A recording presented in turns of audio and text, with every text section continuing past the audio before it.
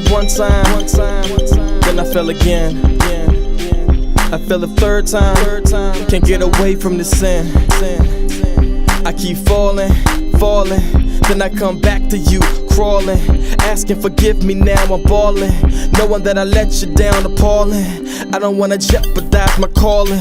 When I hear your voice no more I'm halting. I just wanna live in the world you're revolving. I am so imperfect I'm getting involved in these flesh-tied friends, the blind consulting, pulling me away from the world and revolting. Asking for forgiveness is probably insulting, but you keep taking me back and you're vaulting. Give me chances. You keep giving me chances. You give me chances. You just keep giving me chances.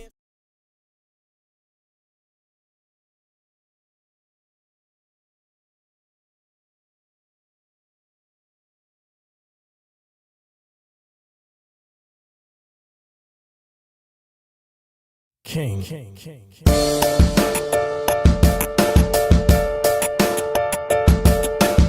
Royalty, stand up, brand up, fam up, hand out, no way, hands up, know what, name that, it's mine, claim that, it's time, message, we shine, above all, the decline, the darkness cannot last, the shadow of my past, before I gain knowledge of heritage, I have the bloodline that I share, most powerful out here, the mover of mountains is who I am touting, the richest among us is who I'm the son of, from sundown to sun up, that's how I the come up, position is just mine, the favor in due time, can't have it, man you lying, the powerless you trying, enemy beneath me, there's nothing to teach me, the people receive me, cause my God complete me, and my God does keep me, and my God they free me, and my God redeem me, and my God relieve me, I'm king in the million, crown me, I am winning my position, God's giving, God's in it, God's surely king.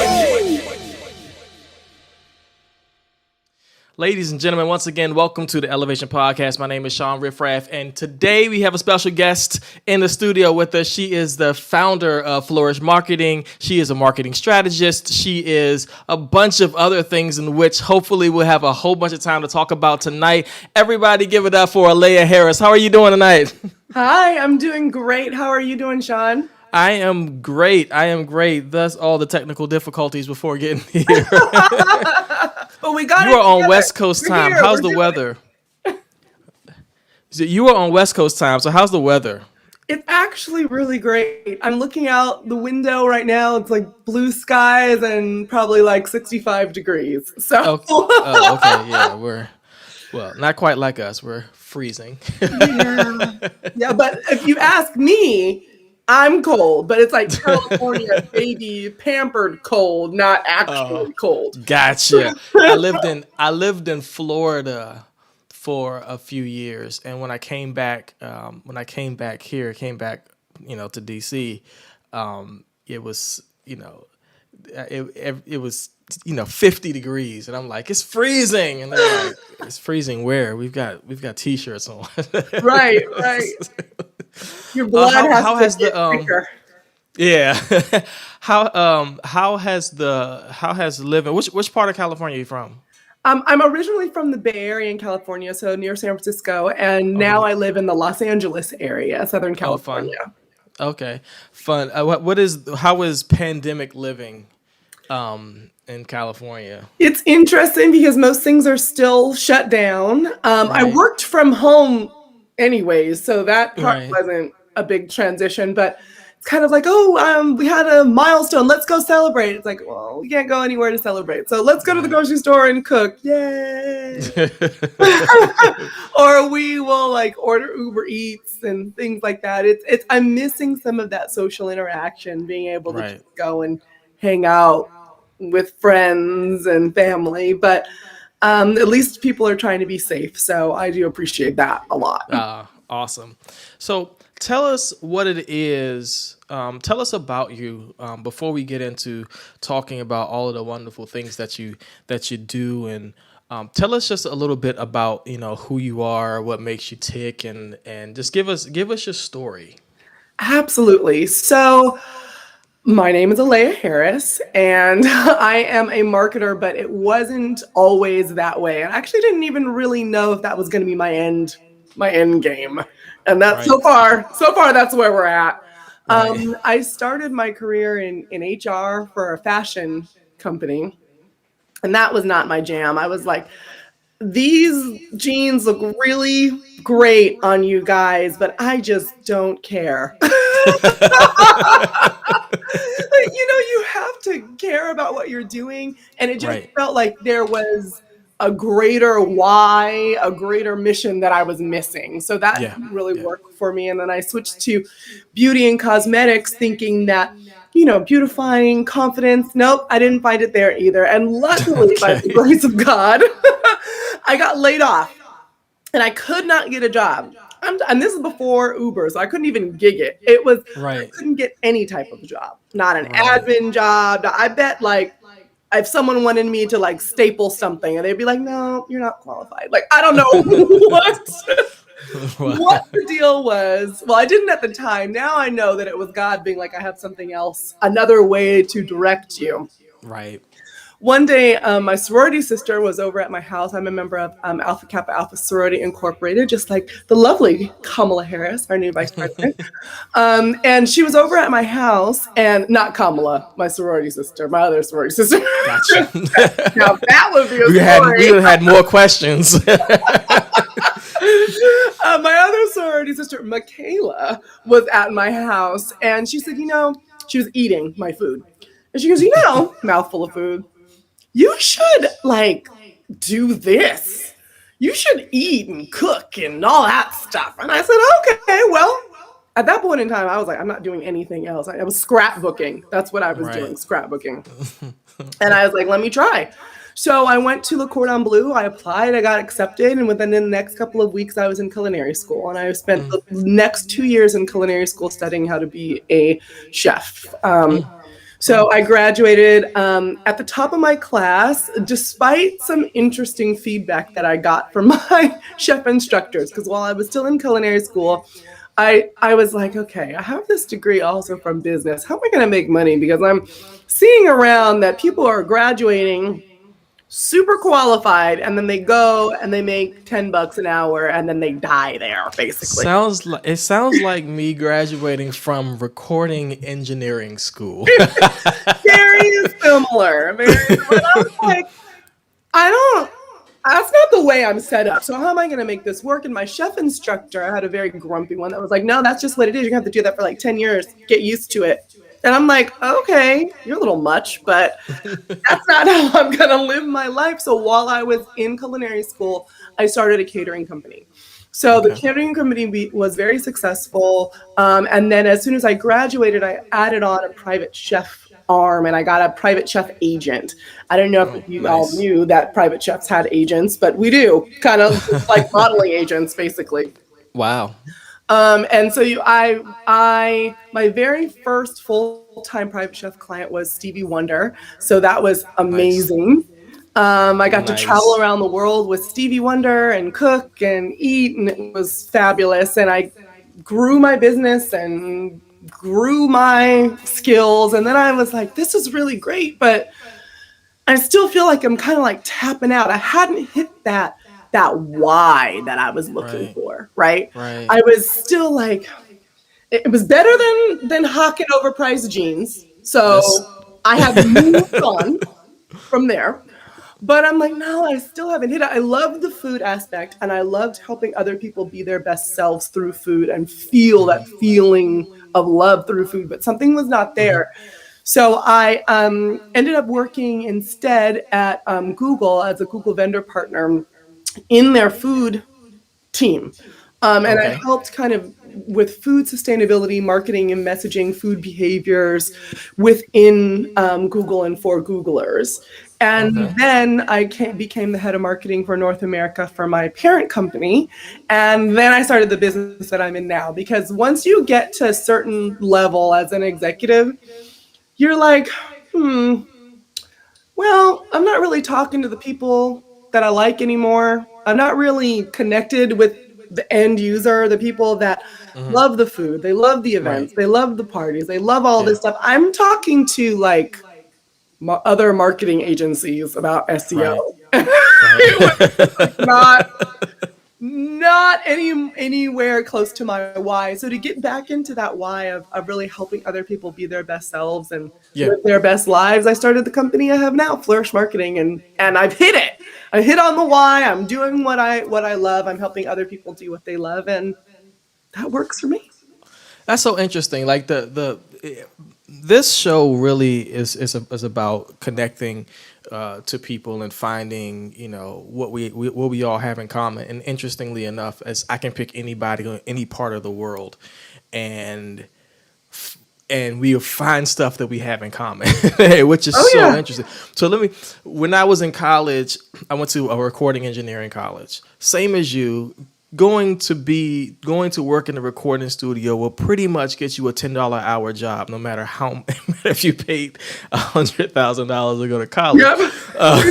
You're counting on your fingers. So when exactly am I making back my investment? Like, what was the point of this? So, the interestingly enough, the spokesperson, I went to Full Sail in Orlando, Florida. So the spokesperson for Full Sail at the time was Stevie Wonder. Oh, that's And so funny.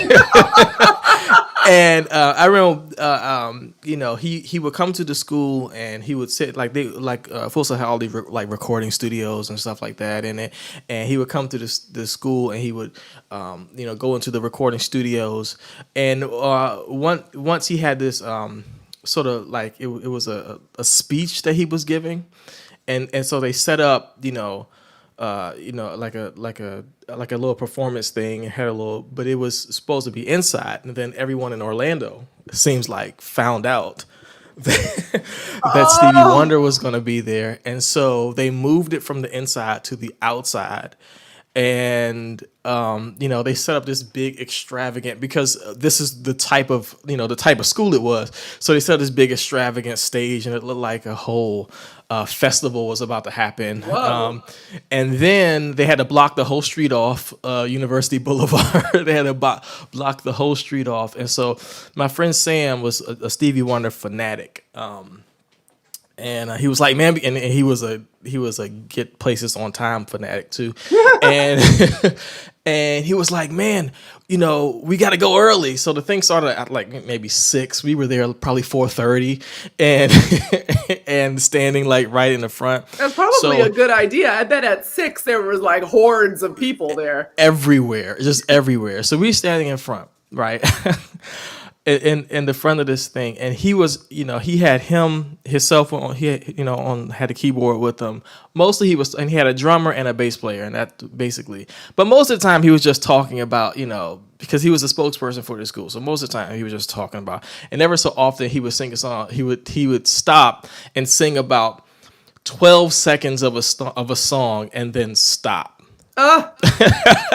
So isn't she lonely? Stop. And everybody's sitting up like, what? Where's the rest of the song? That's not why we came here, Stevie. So at one point he's like, I got this new song, but I need somebody to play keyboard, somebody to play piano. Who plays piano? And my friends are looking at me like, you play piano? And I was like, not good enough to play up there. And so they dragged me to the stage. And I got to play a really simple song with Stevie Wonder. And like, I'm not the greatest piano player at all, but he's like, you know how to play E flat? I was like, well, I'm not that bad. Yes, I know how to play E flat. And that, that's my Stevie Wonder story. So that's a very interesting cool Stevie Wonder story.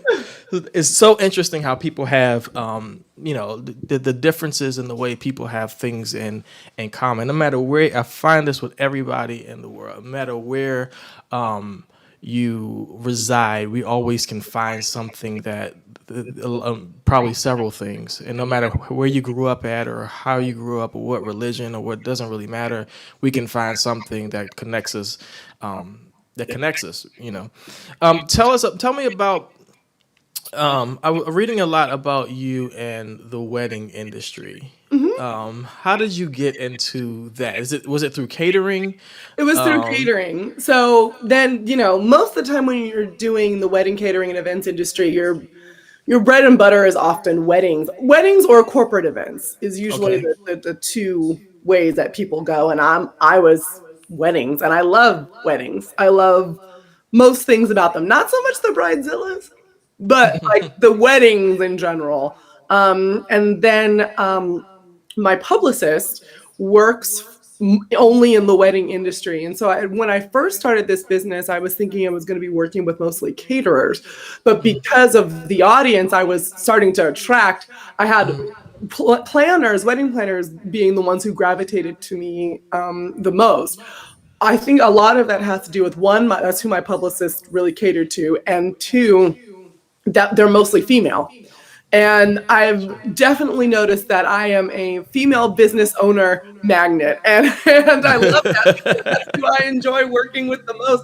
No offense to the fellas out there. I have male clients. I love y'all too. But there's something about a female business owner that I think that we've gone through a lot of the same struggles and trials. And I also have a passion for making sure that women get paid what they're worth.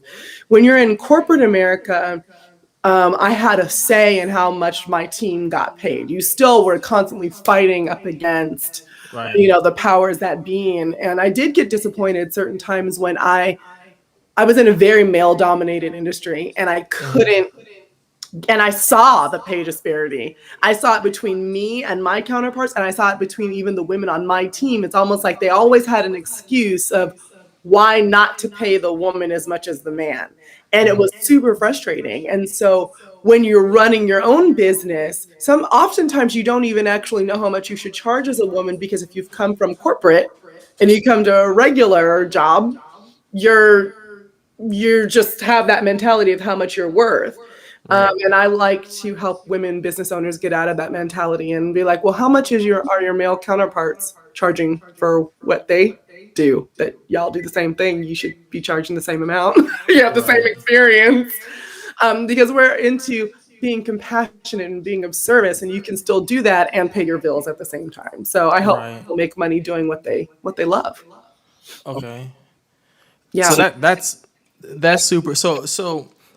You say a lot of things like helping people be the best version of themselves. What is it like? I've heard other people say that before. What does it mean when you say it? For me, it's almost like a little bit of a catch-all, because I could sit here and say, I love people that help people grow spiritually, physically, emotionally, will help you deal with your past hurt, will help you become more educated, will help you run faster, fly, blah, blah, blah, blah, blah. But it's a whole lot easier to say be your best self, especially when I'm a big proponent of evolution and growth, especially personal evolution and personal growth. And you're always your best self in the moment. So today I am the best Alea I could possibly be, and I am exactly perfect, exactly how I'm supposed to be right now for today. But that doesn't mean that according to the goals and the plans that I have for my life, that I'm best equipped now to handle those. So it's about this constant evolution of growing to be the self today and growing to that self that is capable of handling what tomorrow brings. So Absolutely. that's what I think of when I'm thinking about that. So like the four agreements. Oh yeah, a little bit. I have full transparency. I Go got ahead. the first agreement and was like, no, but Well, always do your best. Always do your best, knowing that your best changes from day to day. So if if you ran a certain speed today, doesn't necessarily mean that your best tomorrow is faster than what today was. Especially if, let's say, you hurt your leg, your speed tomorrow may not be the same as today, but the best is the effort that you put behind it. right. And that also, I think that sometimes we have to check on what our measurement for best is. Because often when you're a business owner, your best is like, well, I made X amount of dollars this year. I'm going to make, times that by 2, and that's what I want to make next year, and that'll be my next best. Well, but that next year, like, you decided to have a baby and buy a house. So things might be different. Maybe your best in life, you look at it more holistically and you're like, well, actually, I've made exactly the same money this year as I did last year, but I birthed a human and I decided to get my dream home. So it's about thinking of your life, or at least I would recommend this, kind of how I think of it, is almost like tanks that have levels in them. So you think of the different areas of your life. Say you have four, maybe you have a spiritual tank, you have a financial tank, you have family, you have other relationships. And what levels are those tanks at? And the goal might be on just an average time to keep those tanks at an even marker so that you're touching all the areas in your life and you're in balance. Or it might be even to say, you know what? I'm trying to retire in the next 15 years. So I'm going to ramp up that financial tank this year and make sure the other ones don't go to E, but still going to make sure that I have a balance, but make sure everyone knows that this is the direction I'm going and this is why. So your personal best is going to look different day to day, moment to moment. But the key for me is that it's just very intentional and you don't just bob along and look up and feel like you've been stuck in this cycle and you don't know how you got there. Yeah. You got a lot of business experience. It's So true. it seems like almost as bad as me. Actually, might be worse. What are some of from going from different different fields? What are some of the lessons that you've learned along the way, as far as different lessons in business that you've learned that may be consistent over fields or different over fields, or I don't know, just like what are different lessons? Because one of the things you just said about women and knowing how much to get paid, and how did you learn that lesson? Like did she I did learned you that realize you lesson the weren't way I getting was paid? not supposed to learn that lesson. It was because someone sent me the wrong spreadsheet. So we were doing financial like planning for our team and how much they should make and bonuses and blah, blah, blah, blah. And you're making all those decisions like review time. And recently we had just kind of broken up a bunch of departments and I was at the head of marketing, but then there was another head of like cafe marketing because we did corporate food service. And my job was much larger than his. And he made almost twice what I made. Wow. But I only found that out because someone sent me the wrong spreadsheet. I promptly took that spreadsheet. I virtually marched because I was sitting at home. I virtually marched into the head of HR's office and I'm like, did you know that this was a thing? She was a woman. And then she said, no, I did not. And I don't know why that would be because that's way outside of the pay scale for his job. And you're actually being underpaid for your job. I said, okay, so how do we fix this situation? And I was very blessed in that job. So I started, what I thought was making a lot of money and I rose to making a lot of money. But it's not about like, no, give me more, more, more. But it was still about the equity. I was making good money. I felt great until I saw that spreadsheet. So you saw somebody else is making more. Like, wait a minute. we work a little harder around here. Especially because, this was not the kind of job that you were like, let me just work my 40 hours a week. It was like one of those jobs you work your fingers to the bone and you manage all these people and you're doing all of these large scale things. And then that other person kept asking me for help. That was the other thing too. I was like, so do I help? Do I help him or not? And I did because I love Jesus. But other than that, I love Jesus, and I'm so bad at that sometimes. Like I love helping people, definitely, but I am not one to get taken advantage of. So I love helping people. Like like most of my clients are all churches, and pastors will call me all the time, and my phone will ring. I'll pick the phone up, and I have a 45-minute conversation of how to fix something at your church, and I'm perfectly fine with it. It happens every day, all day. It's my life. But then when you get to a scenario where it's different, like, well, wait a minute, I'm giving you help that you're getting paid for. Buddy, we're gonna have to, So it's like there's a fine line between helping people and being helpful and useful and valuable, and there's another thing to be taken advantage of. And absolutely. Yeah. So I totally understand you. Yep. And I don't think that, I mean, I don't, it wasn't his fault how Right, I was absolutely. paid.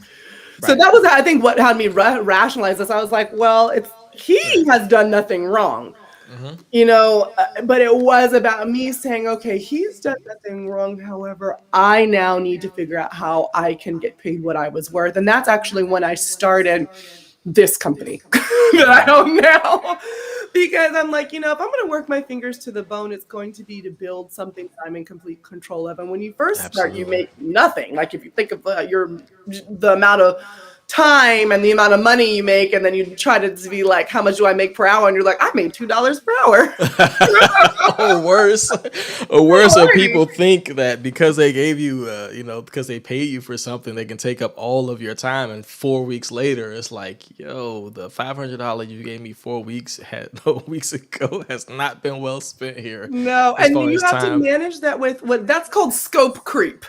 Like Yeah. when you saying you're paying me, I'm very specific now with my packages. So I'll consult you. I have business consulting packages. You can get 2 45-minute sessions with me. And I will even do my homework before, during, and after that session for $697. Should you decide to need more time, you need to buy other sessions. I'm not gonna do that because I realize that through the years, talking about lessons, through the Hmm. years, one of the lessons I realized, and I'm still realizing it if I'm honest, is that Hmm. I know stuff. You thought it was going to be something super profound. I know No. stuff. And I Yes, think I that it's hear you. easy to underestimate yourself. Yes, I hear you. Like I've been a marketer for 13 years. I have several certifications. I've been a chef. I've been a business owner multiple times, right? When someone comes to me and is like, "How do I price my packaging?" and I can name off the top of my head 3 or 4 different pricing models for you to evaluate yourself, that's valuable information. So if I'm going to sit down with you and we're going to talk this through, I'm going to coach you to do that. It's something you have to pay for. Yeah. Yeah, but Yeah. that's the thing too, because sometimes when I know something, I just assume like everybody else knows it. It's not that big of a deal. That's Like, my that's the story of my life. yeah, doesn't everybody know how to write a marketing Yeah. plan? That's just like a thing. Like everybody knows how to do that. It's not that hard. And Yep. so then I undervalue it until I then go look and see what other people are charging for marketing strategy. And I'm like, oh, wait a minute. So I should be like more than $200 for that. Yes, yes. So it's about sometimes another lesson is once you realize that you know stuff, or once I realize I know stuff, I need to be like, okay, other people who know this stuff too, what are they charging? And if Right. I'm doing the same thing as them, why would I charge less than them? Because people are often like, oh, well, when you're new, you charge less. And I'm like, well, it depends. So I'm started this business. The business was new, but I wasn't new. Right? I had when I started it, what, 11, 10 years of experience. Right. So why would I charge as if it was my first marketing job? Right. So it's about understanding that too. That's it's it's almost like a form of self-care and standing up for yourself to yourself. Right. And a lot of times what you charge people is reflective of how you feel about yourself.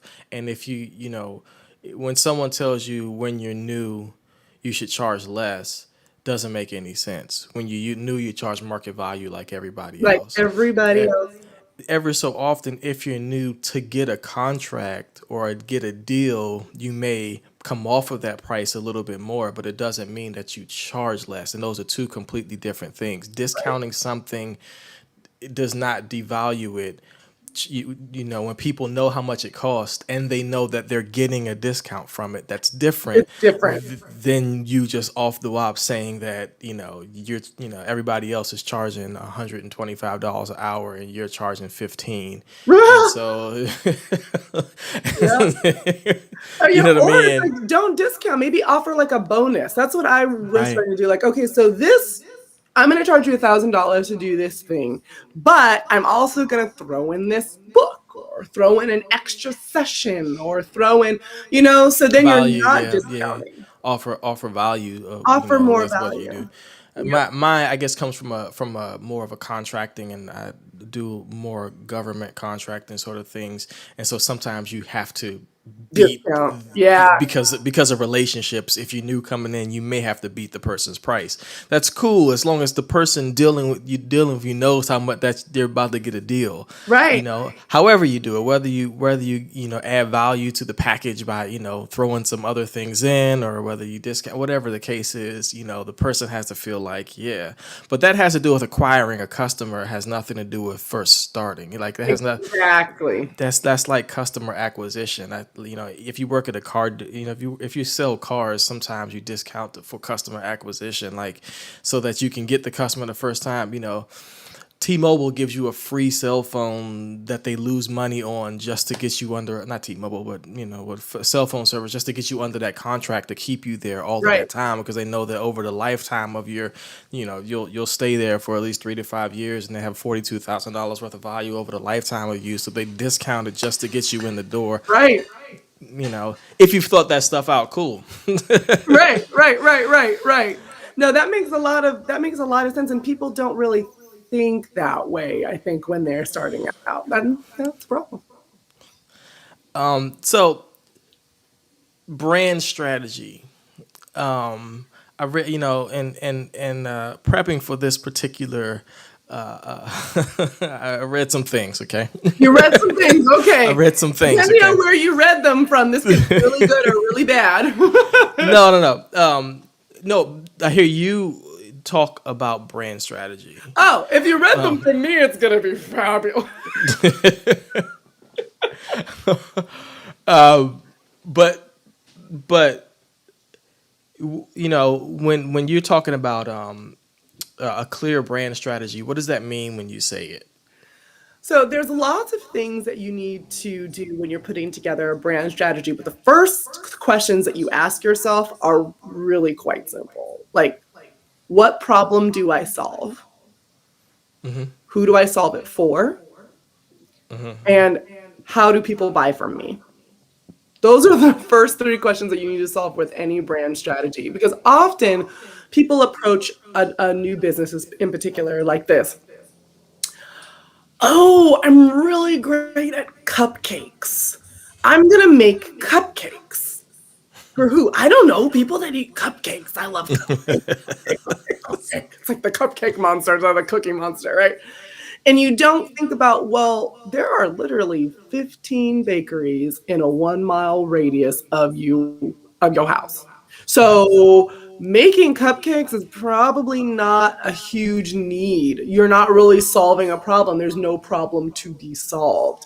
Now, if you saw that there were 15 cupcake bakeries in your 1-mile radius, but none of them made vegan cupcakes, and then you layered on the data on top of that you live in an area where there are people with lots of dietary restrictions, or people have different ways of eating besides the typical omnivore, carnivorous diet that most Americans have, then you open a vegan cupcake shop. Mm-hmm. You're in the money because you're solving a problem. People have been asking for vegan cupcakes. No one else in your area delivers them. You might be onto something. Right. So you need to yes, always make money doing what you love, but just make sure that someone else wants to love you for doing it. Otherwise, you don't have an audience, and it's going to be very difficult to sell something that no one needs or wants. Right. Then you think about like who you're selling it to.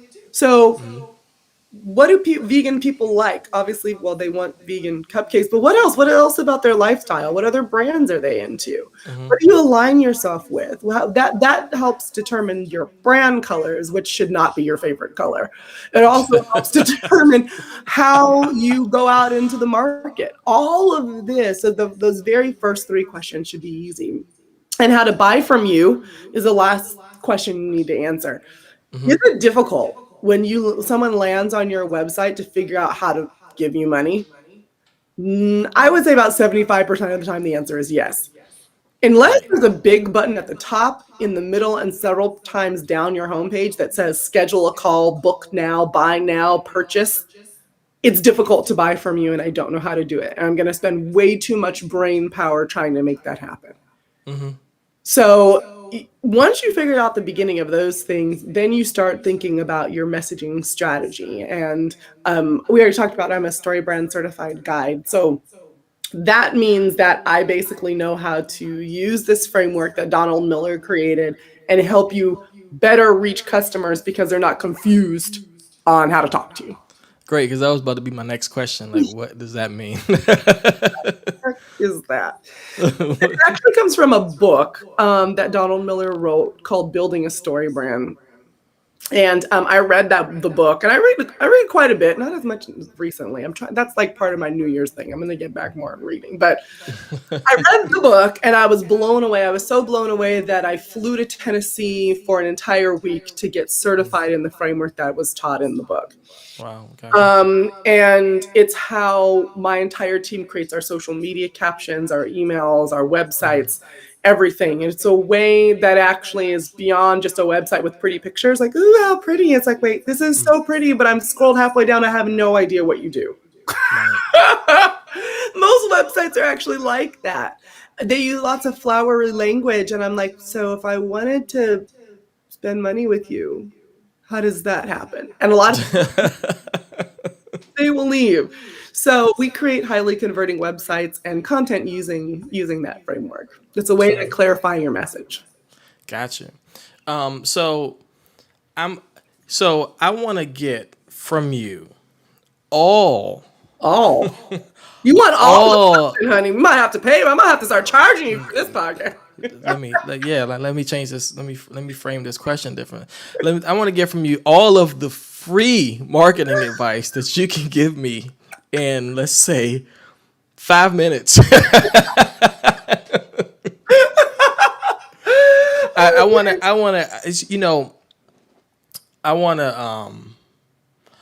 to talk about, a lot of people will talk marketing. A lot of people talk about, oh, we got to get our marketing together, marketing this, marketing that. Somebody opened a business. They, got their idea together. They got, let's put a business to this. Somebody has a t-shirt brand, right? So they got all their ideas together. They invested a good amount of money, right, into t-shirts and I don't know, whatever, vinyl cutters. And it's so funny. I have a t-shirt client right now. Really? T-shirt and vinyl cutters and heat presses, and they got all of this stuff, right? They spent good money in it, And so now they want to get their t-shirt business off the ground. They got a Shopify store. They're good to go as far as their online their presence, but nobody's buying from it.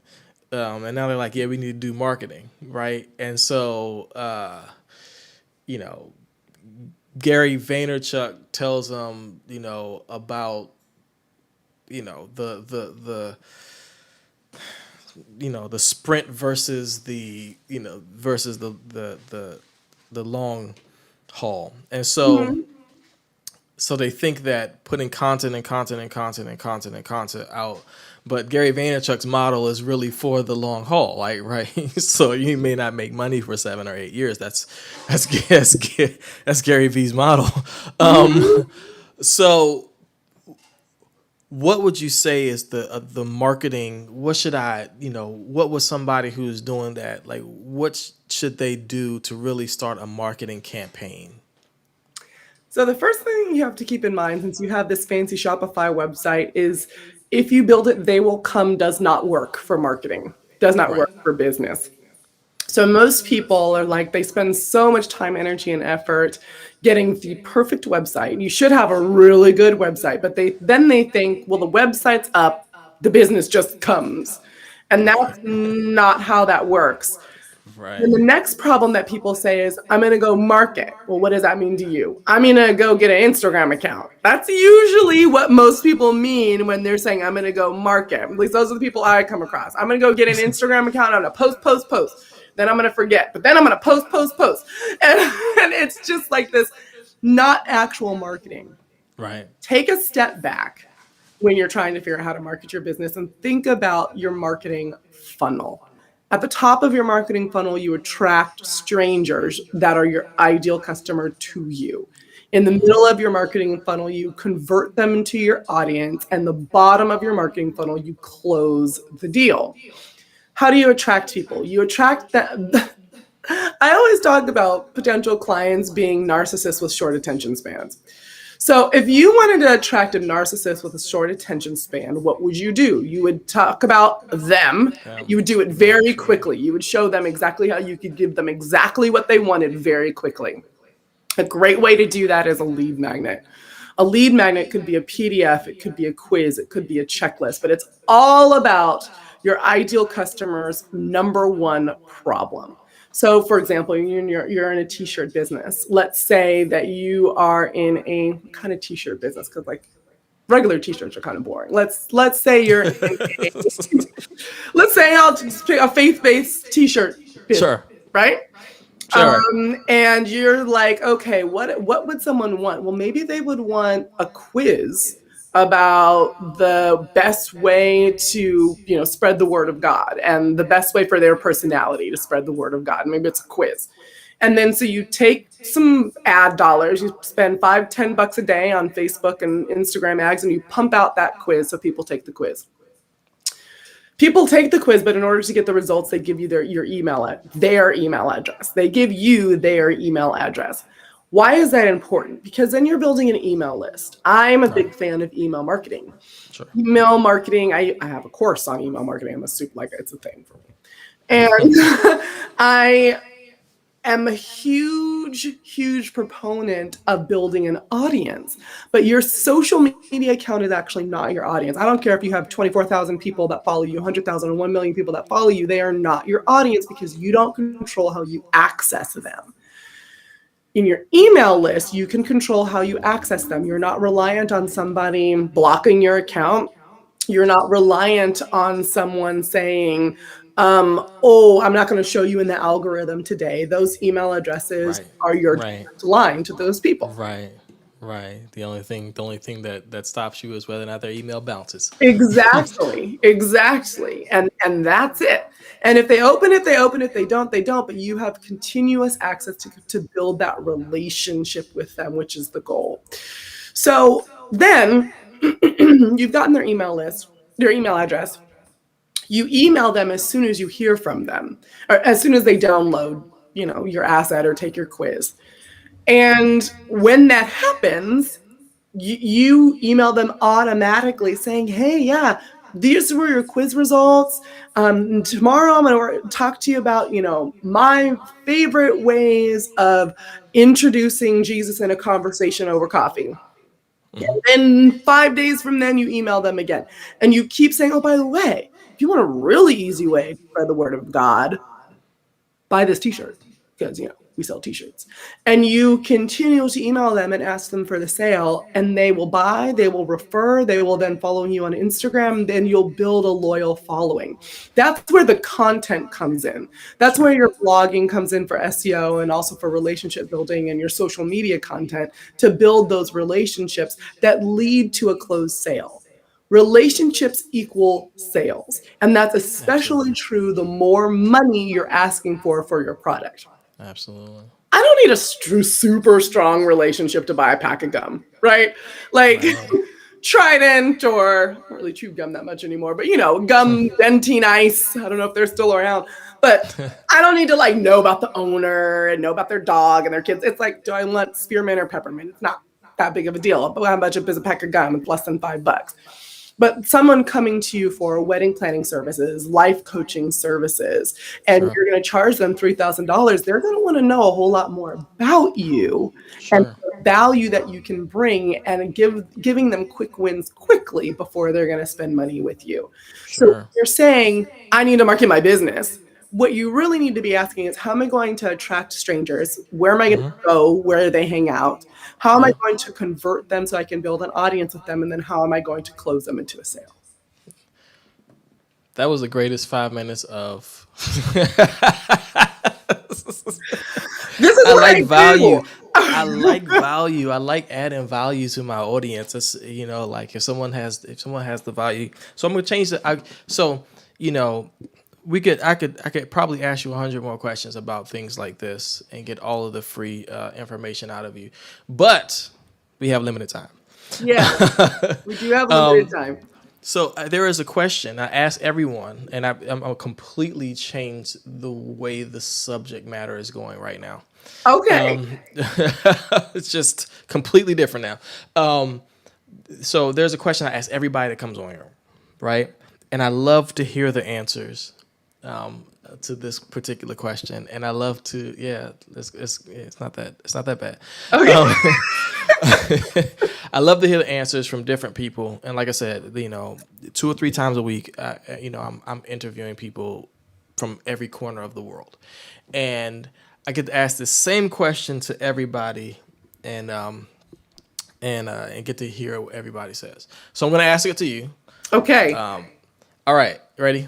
I think. All right. So if there was one thing you could change in the world, what would it be? Oh, well, right Just now, one. There's so many things I would change in the world. But right now, when you said that, you always kind of go with your gut. The first thing that popped in my mind was about racial injustice and racial inequality. But I wouldn't necessarily say I want racial equality as a thing that I would change. I would try to change the conditions of people's hearts and minds to not be racist. Does that make sense? So it's like, then once you change the hearts and minds of people, then that's when systemic racism just will automatically be figured out. It's almost like you have a lawmaker sitting there that was overtly, covertly, intentionally or unintentionally racist. And then they will look and they'll say, wait, this just doesn't make sense. Why would we do that? And then it's almost like a proactive fix for issues that have such a domino effect in so many communities. That's absolutely what I would change, was for all of us to be able to love each other exactly how we are. That's awesome. That's a good answer. I don't get that one a lot. How many Black females do you interview? I never even. Well, listen, I really appreciate you coming on. This has been a great conversation. I do have your website on the screen. Is there any other way you want people to contact you? Oh, all the ways. You guys can contact me however you want to. I'm also on Instagram at Alea Harris, ALEYAHARRIS. And then you can link to all my other accounts from there. Oh, and if you're on Clubhouse, I just joined Clubhouse. I got my invite. I had to buy an iPad for Clubhouse because I had all Android everything except my computer's a Mac. So I bought an iPad for this app. So if you're on Clubhouse, at Alea Harris, we can join the conversation. I just got Clubhouse too. And I really haven't even, it's so many social networks out here. I'm like, I don't even feel like learning this one. Got me. So have a pretty close-knit group of folks within the wedding catering and events industry that are educators and marketers. And one of my good friends / marketer, she does SEO and analytics. She said, our other friend who's a lawyer in the wedding industry, she picks up a client a week on Clubhouse. Then she goes, she's been on it for about a month. And then she goes, my Instagram has doubled because of Clubhouse. And I'm like, what? She goes, yeah. And another friend, she's picked up several thousands of dollars for her course because she talks on Clubhouse. I'm like, get me on Clubhouse. So just don't know that I have time. It might be lucrative for you. I'll get it. My brother said the same thing. He's the one that sent me the invite, and I'm like, I'll figure it out one of these days. I'll try it. I'll go. Is yours just Shawn Riff-Raff, or what is your Clubhouse name? Yeah, it's Shawn. Same is the same. Okay, I will follow you, and we can see if we can get in a room together. We can even host a room together, talking about whatever we just finished talking about here, and have people join in the conversation. That'd be fun. Sounds good. Sounds good. Thank you so much for joining, and definitely got a schedule to talk again and listen to some people's questions for you, and maybe we can schedule to come back and do it again. I appreciate you so much. I appreciate you too. Thanks so much for having me. It's been fun. No problem at all. We will try this again later. This has been Elevation Podcast. My name is Shawn Riff-Raff. Let's do this again next week, every Tuesday at 7:30. I'm right here on ShawnRiffRaff.com. Peace.